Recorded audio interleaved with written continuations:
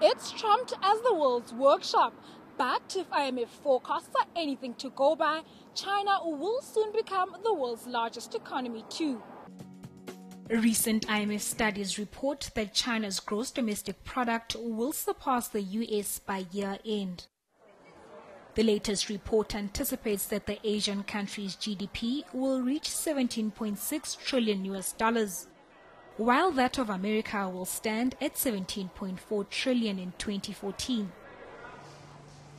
Though positive, the institution warns that GDP is not always a sufficient indicator to measure one economy against another. You know, it's one indicator amongst many others. If you look at GDP per capita, China is way behind, of course. But you have to take all the factors into account to actually assess the stability and the future of an economy. I wouldn't neglect demographics, by the way. So it's a sign that by that particular criteria, China is growing.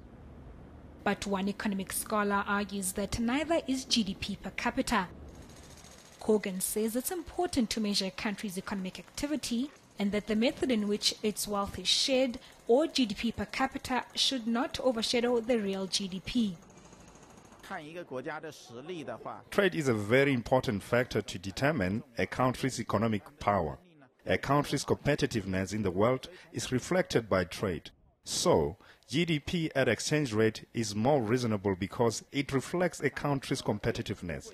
Services or products that cannot be traded are not likely to reflect your competitiveness.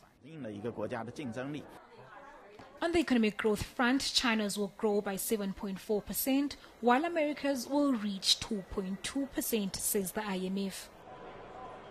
Whatever the verdict, economists recall that since China's economy has been expanding, so too has been its trade with the African continent. And there's an expectation that China's gains will trickle down to the African continent. Kutaza Matod, Johannesburg.